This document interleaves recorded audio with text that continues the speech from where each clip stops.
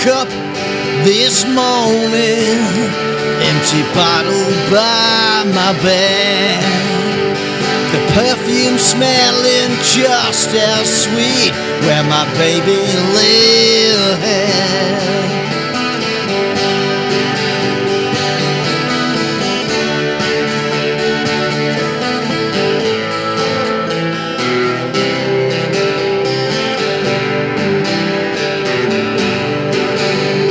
The sun came up behind me, he kissed the morning sky. My boot heels kicking up the dust, my baby waved goodbye. Well, the bottle took the best of me, left me high and dry. Beer, it took my baby, whiskey took my wife.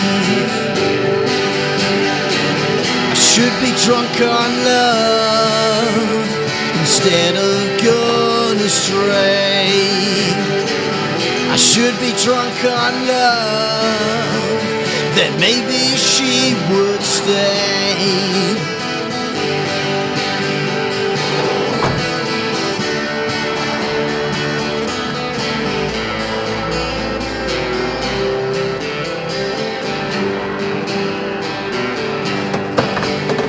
I'm on the road to nowhere, the barroom calls my name. I lost my love to whiskey, I've thrown it all away. Well, the bottle took the best of me, left me high and dry. Beer, it took my baby, whiskey took my wife. Hello, Dave. Hello, mate. How are you? You're a bloody rock star, yeah, cracking. Cold out there, a bit chipper, mate. A bit chipper. So I've highlighted all the demos I've recorded. We need to decide whether it's going to go in the next CD or the CD next year. So which ones we like. And the other thing to say to you is as well, is that all these demos is giving the opportunity to layer. So I haven't got to be playing piano and the backing. I've then gone on top and put strings, I've then gone on top and put effects. So it's like a full-on layered track. Right. For most of them.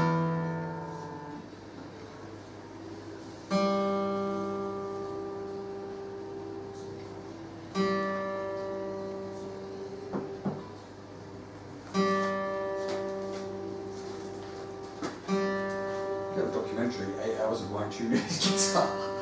Put batteries in it, right?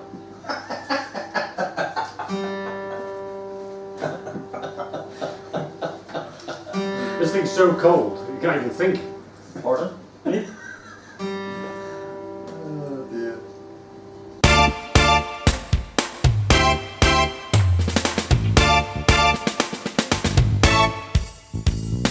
Cat got your tongue 'cause you did so much wrong. You made everyone cry. You're always in a hurry, I tell you should worry. You never ask why.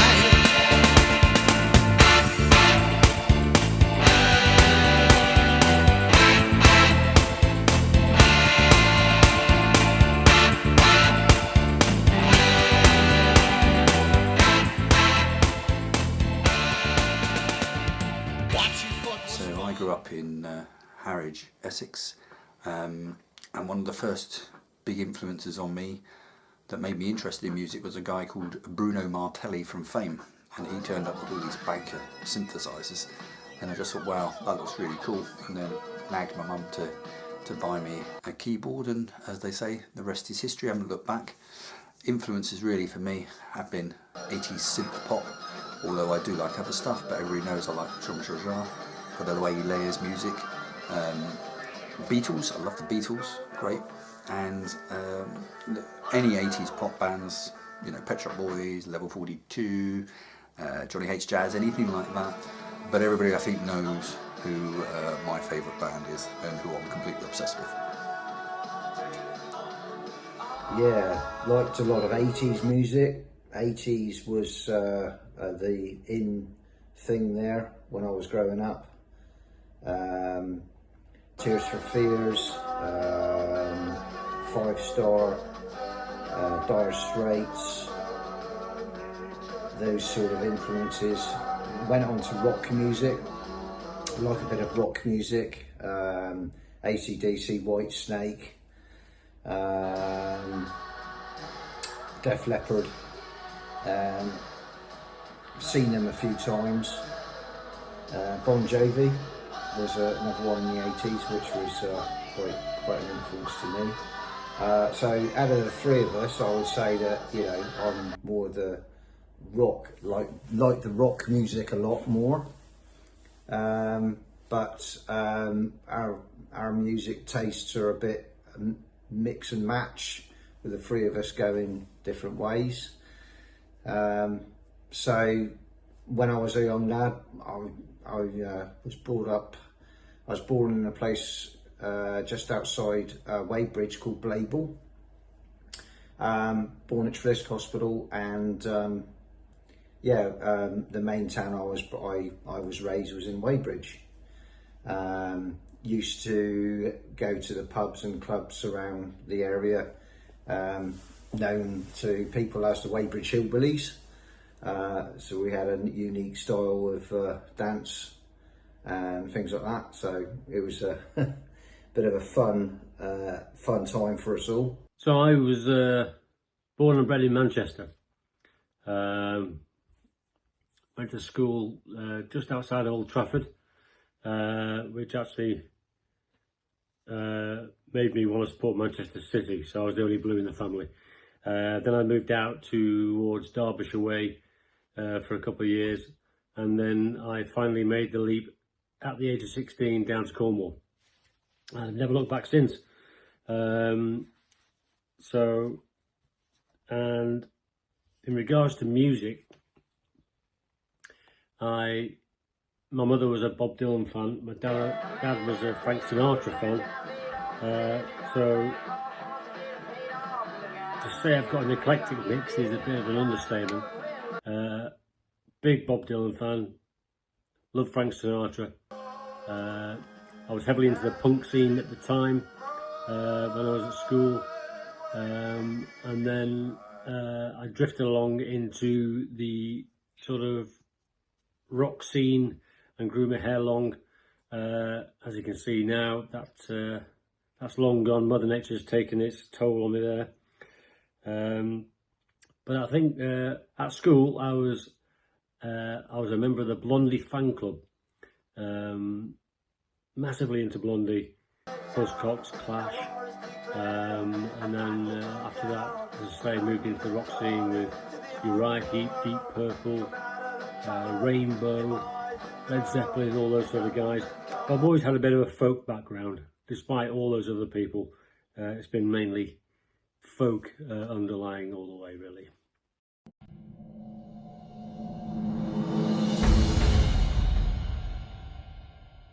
This Saturday, Live and direct from the shed, in Grandpound Road, Foolish Intoxication are back. And this is the live and the tour. intoxicated. And the tour is called, And dangerous. the tour is called What's it called? A Fridge Full of Fosters. Fosters. A Fridge Full of Fosters Tour.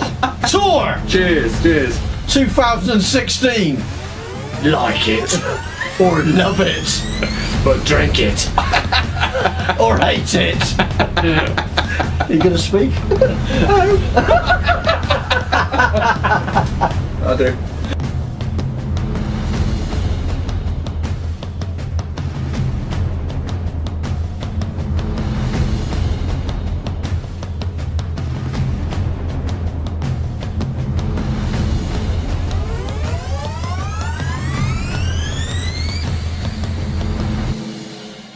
I guess it all started back in 1998. I met Andrew through a then friend of the family. He was an next door neighbour, and I obviously clicked straight away. Same sort of sense of humour, same sort of taste in music genre of certain degrees. So we formed a band which we started to do our own stuff and some covers, and call ourselves Look and Learn. We used to, when we used to start off, we used to go, look and learn, son, look and learn. Because we were idiots, basically. I was playing, I think Matt said before, I was playing with Andrew and a couple of other guys in Free Beer. And I think Dave was playing with Andrew in Look and Learn. That's before I met Dave. Or either before or just around a similar sort of time. And we also did a lot of filming together for Andrew's projects with Trafrywood Studios. And I will be releasing my new album, Don't Put That There.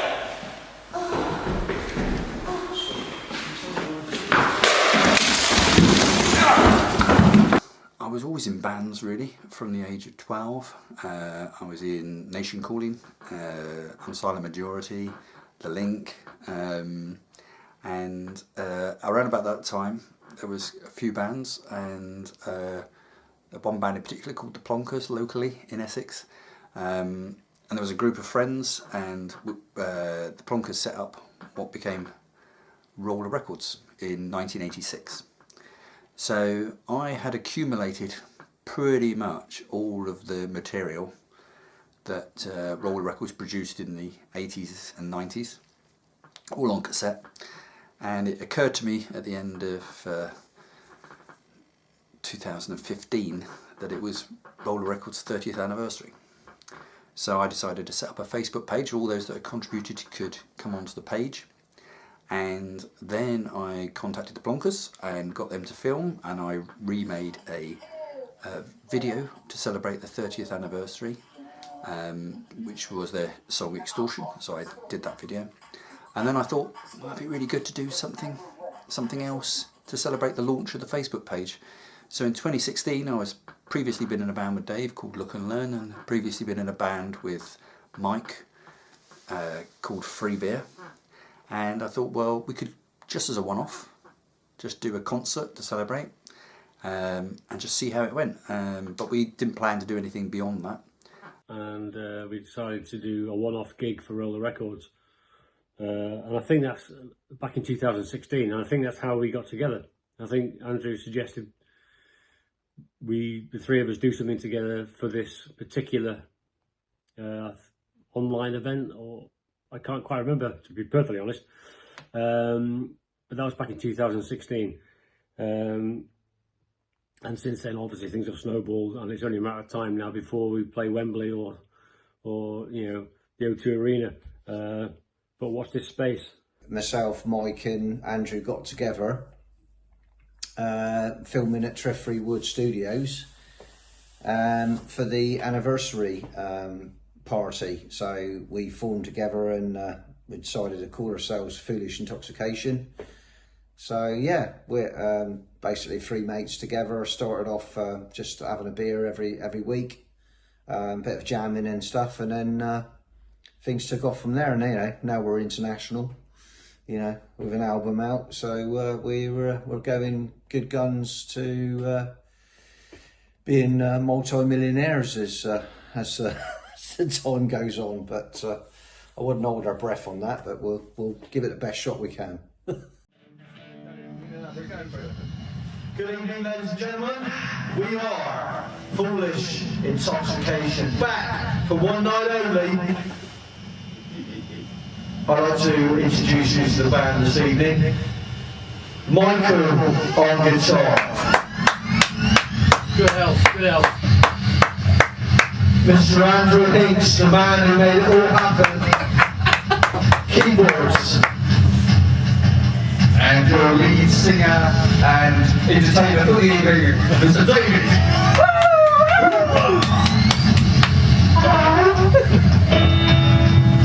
Thank you. I think we're what happens now, we go right through it. Famous last words. Yeah. Famous intoxicated last words.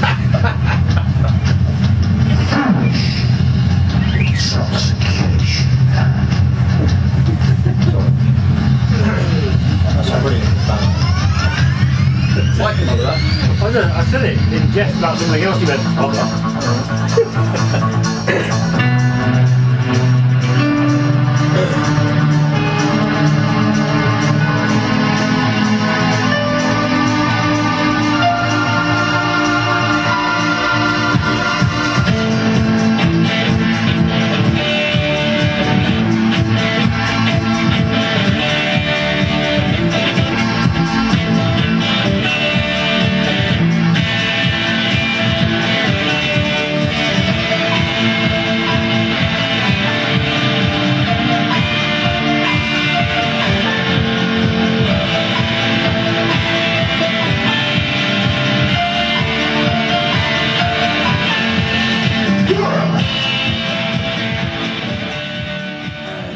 So we did the concert and it was all fine. We actually covered Plonker's Extortion song to celebrate 30 years.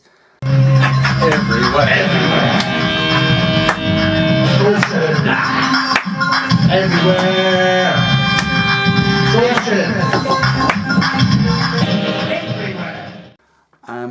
And then Mike brought along a song. Mike always brings great songs that we cover, and he brought along a song by Delamitri called Nothing Ever Happens, and we did it pretty much towards the end of the set, and then all of a sudden something clicked between all three of us. All of a sudden it just sort of clicked. So all the songs that I brought along, well, we've never used since, I don't think, but Nothing Ever Happens we've used to start Bastille Day concerts, and it was always one that we liked. Mike's got this habit of picking really good cover songs for us to play, and that's one of them, along with The Letter and Coming Into Los Angeles. There's a few that I can mention, all the songs. He tends to pick really good cover songs.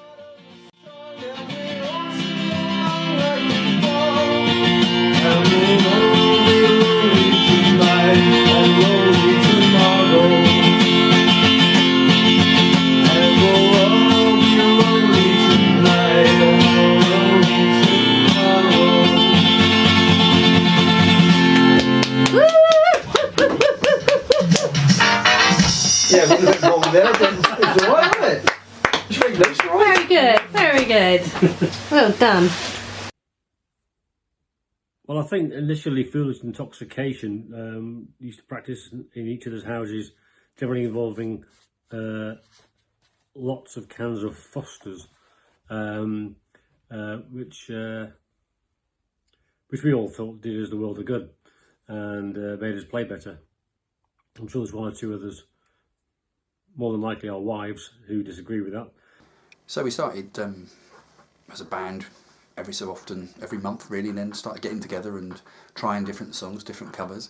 And at the time Dave was hosting international students, and French students in particular. And he had two lovely young ladies stay with him. And he said, could we come over and put on a bit of a show? So over we went. We played all the songs that we've been covering, all those various songs. And it was just the most magical night. And I didn't take the camera that day, and ever since then I've filmed everything, because I thought if we'd have filmed that was our first live performance. The girls were great, they just joined in and loved every minute of it. For the French students, so we used to all amalgamate on one house, usually at the Pondu Arena where we are on today, and we would do some tracks, and a lot of the time the French students enjoyed it, some didn't, but yeah, most of them did.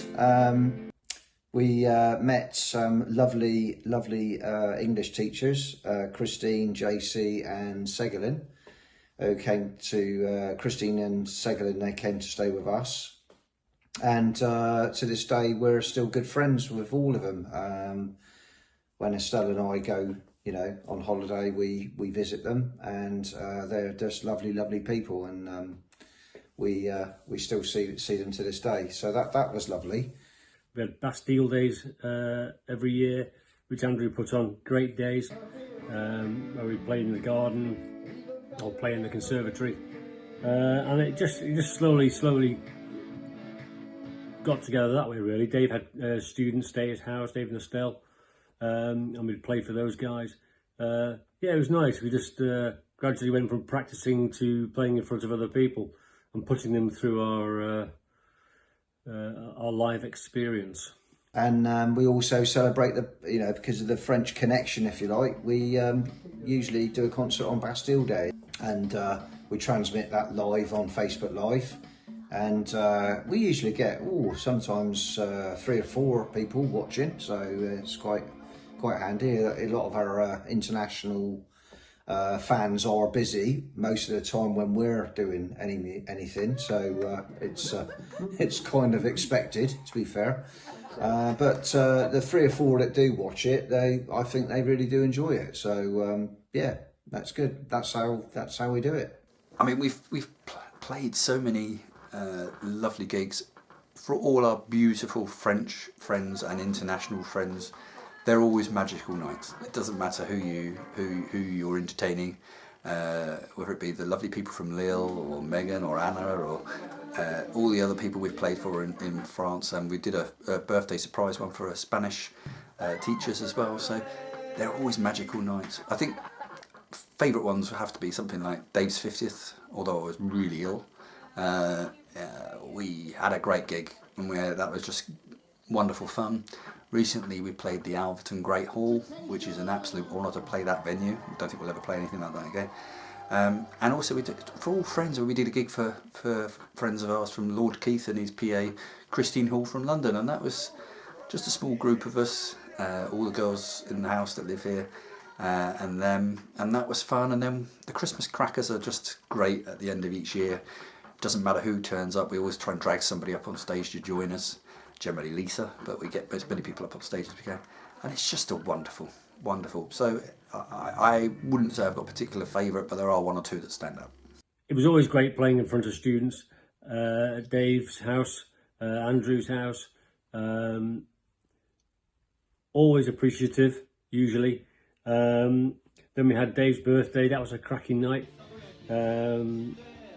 Bastille Days again, superb. Christmas cracker concerts, barbecues, they're all really good. I think probably the highlight for me was playing at the Alverton Manor for Madison's 18th. Mainly because of the venue, the fact that there was a lot of people there. We were under serious pressure, but we practiced and practiced and practiced, probably twice a week for quite a while, and it definitely paid off. We actually sounded, I say semi-decent, but I thought we were pretty good.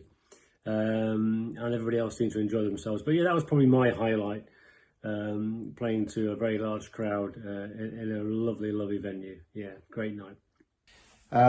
It's got to be, for myself, it's got to be the ladies from Lille, and some of the students like Maya, Juliet, that have stayed with us and we're still in contact with. So they've really been the highlights because they're lovely, lovely people, and we get on really well with them. So that would be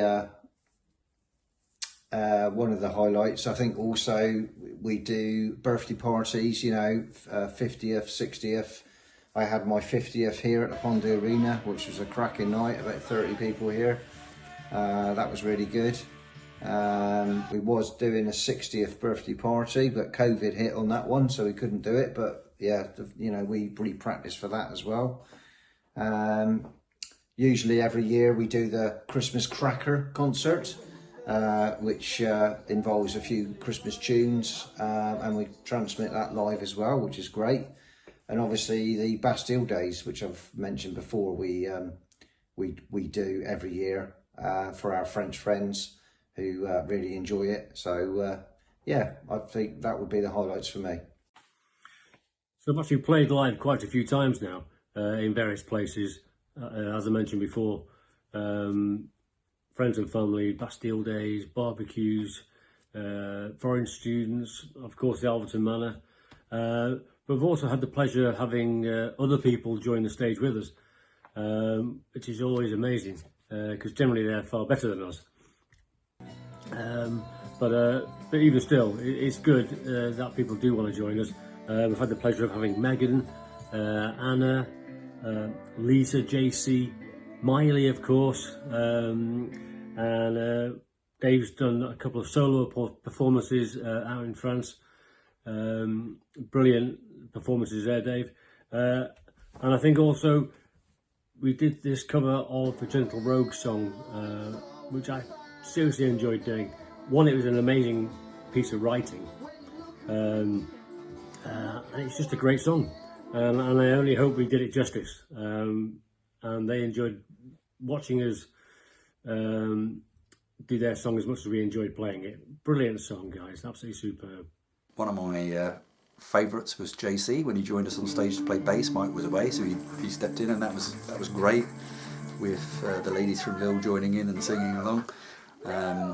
Obviously Anna Deschamps and Megan have joined us on stage, which is great. Lisa's always fantastic when she joins us on stage, and then recently Miley got up and performed again. So we've had lots of people up sharing the stage with us. It's just adds to the fun, and people always embrace us when we do stuff like that. So it's really good fun. Well, there's quite a few actually. Let me see. So Megan, Anna Deschamps, Lisa, JC, Miley, of course. I've done a cover of the Gentle Rogue song, which was actually done in France, in Lille, with the Gentle Rogues. We done, a couple of tunes there of our stuff, and we actually done a cover of one of their songs in one of our concerts, which I really enjoyed. But nobody famous as yet, but I'm sure it's a matter of time before we will be. But it's always fun to have somebody on the stage as well, and we always try to include as many people as possible when we do one of our shows, and it always seems to go down very well. We really enjoy it.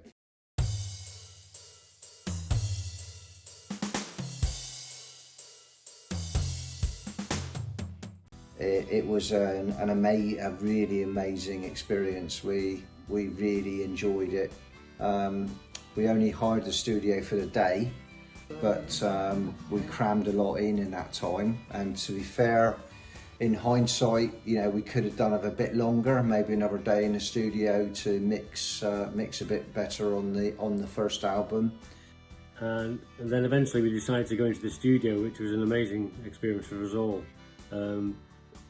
It seems to get quite serious when you step into a proper recording studio. The studio itself was, it's had some major names go through it. So when they let us play there or record there, we felt quite special for an hour or two. So that was superb. Well, Kazam, first of all, I got sick of practicing the 12 songs. Practice for a few months solid, and I'm the sort of person that happily to do that, and then I'll happily throw the keyboard away for six months and not touch it because I'm sick of it. So we practiced that, and we were tight on the songs we went in. Mike rocked up with COVID, which added to the excitement. I've still not had it officially, and it was an amazing experience to be in a proper recording studio with a proper engineer. Record it, you could hear yourselves properly. One of the few occasions I think we've all heard what levels we're at, and we've played at really good levels. In regard to what tracks we chose, it was like a band input really. Andrew said he wanted them, we just agreed. Only joking, within reason. And then choosing the CD covers and everything else like that. This is a great process to create a CD from scratch. And I think in hindsight we all look back and think, oh, we wish we could have done slightly better on various songs, but it's our first one, the 12 good songs. It was good fun, we had a great experience, that's what it's all about, and we've got a CD at the end of it, which unfortunately people have had to listen to. So it was a magical experience. That was another exciting aspect. None of us have ever had a CD before. and I think we bought 50 CDs and probably still have about 47 left, so we're doing really well, you know, the sales, that sort of thing. So yeah, you know, in a few years they might be worth a few quid, like, you know, so we're hoping to get, you know, maybe £2.50 for a CD, but we'll see how we get on. And obviously we gave out hundreds and hundreds of CDs. We got a couple back, so the reviews weren't bad. I had somebody throw one at me once. Thankfully it missed. But no, the feedback was great, and we appreciate everybody listening to it at the very least. So for all those of you who did give feedback and listen to the CD, we appreciate it and thank you very much, and we look forward to creating CD number 2 in the very near future. But yeah, I mean, of all the ones we've had feedback for, you know, we posted them online, and the feedback we've got from some of our fans that they're wholly positive. You know, they've enjoyed it. Some of them have been constructive, and you know, we take some of the reviews, you know, that these people know what they're talking about, and they like to listen to our music. And yeah, it's been nothing but a positive experience for all of us, and one that we're keen to do again. And we're doing the things a little bit different for the second album, but yeah, it was a fantastic day. We really enjoyed it. It was brilliant. What's it say, Dave? Have a great day, boys. You can smash this. Bless her. That's nice, isn't it? Can't take my eyes off you. You cross the troubled water. Either way, I look out through the southlands where the concrete turns to clay. Here it is. It's finally here. Kazan the album. But I'm sure Mike's got something to say about it. Here you go, Mike. Thank you, Andrew. Yep, here it is. The long-awaited debut album by Foolish Intoxication, Kazan. With the official launch this coming Friday. Isn't that right, Dave? That's right, Mike. Yes, here it is. Finally, the album, Kazan, by Foolish Intoxication. 6 years in the making, a number of songs written by all of us, ones we enjoy performing for you, and hopefully you'll enjoy listening to. Hopefully there's more albums to come over the following years, but this one we're very proud of, and we hope you enjoy it too. It's been done professionally inside. Got a few pictures of us in the studio, as you have on the front, and obviously on the back you've got the set list. Alright, so hopefully you enjoy it. Please give us some feedback what you think of the album, and because we'd love to hear, and we look forward to making the next album for you guys. Take care, all the best, bye.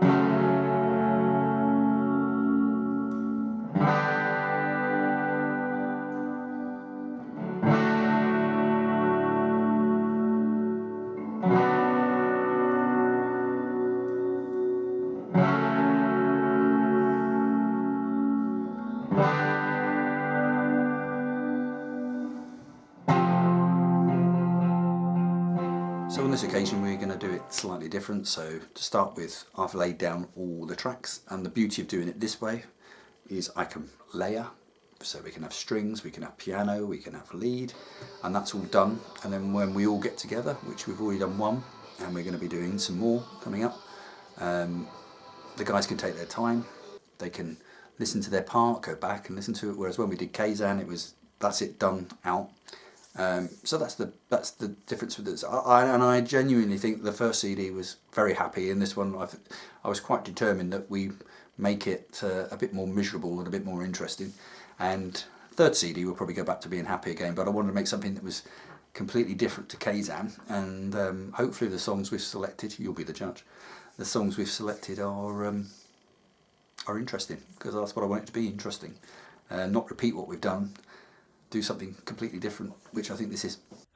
So again, we're all putting our own influences onto the album. This one I think is going to be a bit different. I do feel it's going to be a bit more,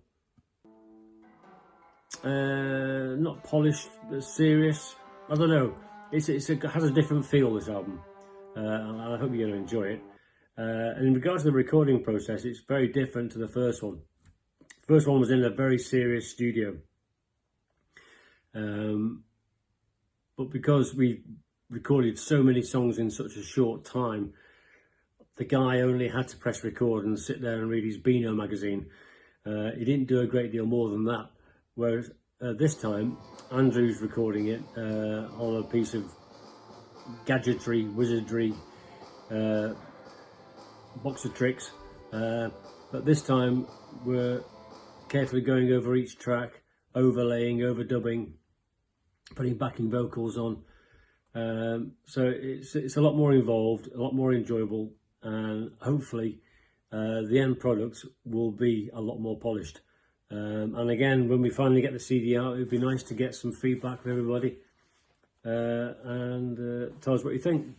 We have loads of new tracks that Mike and Andrew have done. I've done a couple, but still in the process. Andrew and Mike have wrote most of the material. It's very exciting. We're doing something a little bit different. We're hiring a local hall near to where Andrew lives, and we've hired it out for the whole day. So we'll go in early in the morning, set up, and we're recording on a 4-track, which is something a bit different we haven't done before. But over the last few weeks, we've been practicing on them. And things are going really well. It sounds really great. So, yeah, we're looking forward to that. We're obviously recording for the whole day, so we've hired the hall, till late in the afternoon on Sunday. And yeah, it should be a great experience, and we're really looking forward to it. Yeah, I think you've got 3 really good friends there that work really hard and have a lot of fun in the process. The 6 of us have a good laugh together. Well, great guys, fun, loving, and they really know how to get a party going. Brilliant guys, love their music, very talented, writing their own music. Brilliant, brilliant. They do a really good job, and I think it's great that they get together and make music, and they've now got into writing music, and the performances are pretty good. I think it's great. I think they do a good job. They have a lot of fun together. They meet up once a week, or try to meet up once a week and practice. I think they've got some good material there. They bring a smile to my face anyway.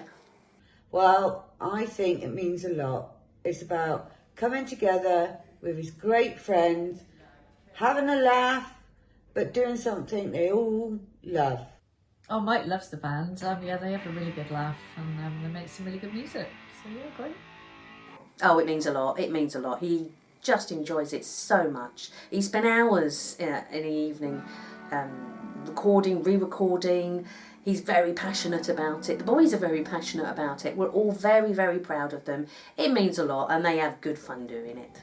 So the most memorable event, albeit I don't know if the fondest, was when Mike forgot his music 10 minutes before they were due to go on stage. I had to drive across the countryside to give him his music. So yeah, one we won't forget, but I think they had a great night. Oh, I've got several.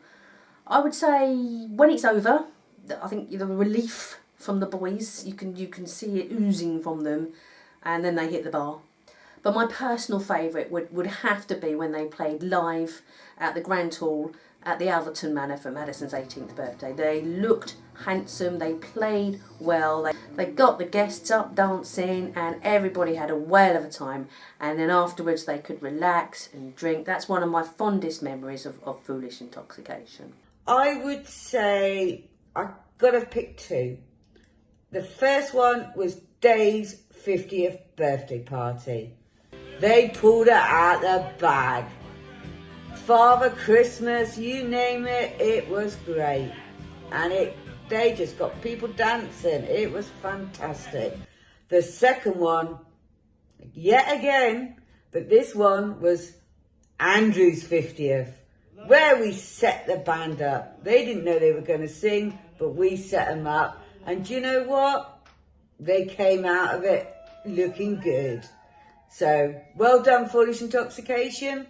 Here's to many, many more shows and memories and great fun with the guys. Thanks. It's just a great opportunity to get together with your two best mates and hopefully drink some beers if we're allowed, and do some music. I'm probably the one that takes it the most seriously because I want to do the best we can, yeah, just songwriting. I adore songwriting, but when you it's Foolish Intoxication is all about friendship, and that's all it's about. And if the band ever started to get too serious and the friendship was suffering, then we'd probably call it quits. But at the moment, you know, we have good fun. We may disagree on songs, we may disagree on chords, we may disagree on lyrics, but generally it's about three friends coming together, and music is the common bond. And the beauty of it is all six of us, all the wives, when we all get together, it's just a fabulous group of six. And it's all about friendship, being happy and making the most of your time together. It means a lot to me, really. It means every Monday night I get a chance to have a night off and go out with the lads. Only joking, Caroline. No, it's nice to keep your hand into music generally. I love playing music, listening to music, and any opportunity to get involved, I'll jump at it. I do open mics by myself occasionally, but I think there's nothing better than being with Dave and Andrew and either practicing or recording, whatever it is we do, playing gigs at people's houses. It's just great, and long may it last. First and foremost for me, it means friendship. Mike and Andrew are very good friends of mine. We've been there for each other on a number of occasions, and we enjoy spending time together and having a good laugh and having a few beers and just generally being idiots, which is what we are really. And it's a hobby for all of us. Neither one of us take it too seriously, but it's something that gels us all together, and we really enjoy all aspects of it, from performing to practicing to writing, and just trying to give joy to friends and family as much as we can. You know, it's a great experience for us, and it's a great experience, I like to think, for our audience. And yeah, for me, you know, Mike and Andrew are my family, and I really enjoy spending time with them, as we all do together. So that's what it means to me.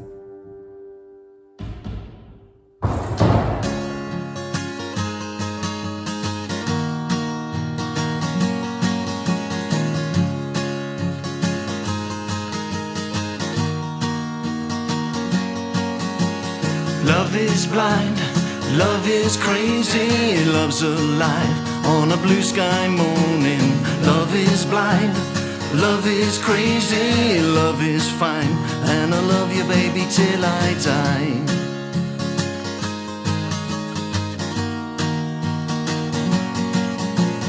Wipe the sleep away from my eyes, looking at my baby lying by my side. Sunshine coming in through my window, shining down on you and me.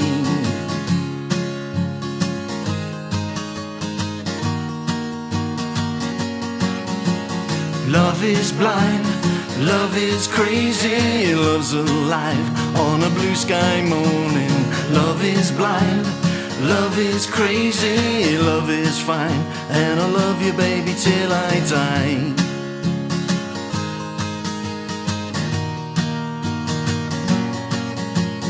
Walking down the street looking all around, everybody's asking what's going down. Life goes up, life goes down, world keeps it turning round and round. Whoa, love is blind, love is crazy, love's alive on a blue sky morning. Love is blind, love is crazy, love is fine, and I love you baby till I die.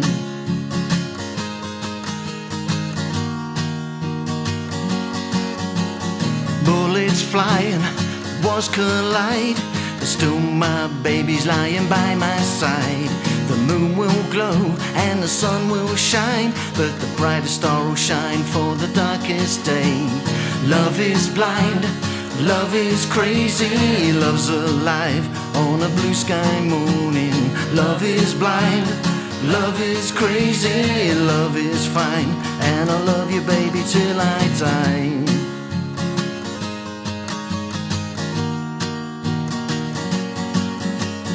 Standing side by side in the middle of madness, looking at the world with a smile in my eye, with a planetary force up in the sky.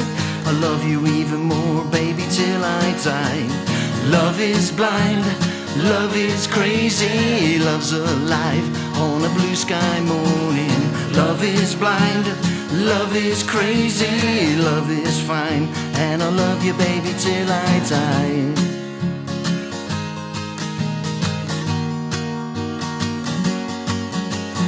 Love is blind, love is crazy, love's alive on a blue sky morning. Love is blind, love is crazy, love is fine, and I love you baby till I die. And I love you baby till I die. And I love you baby till I die.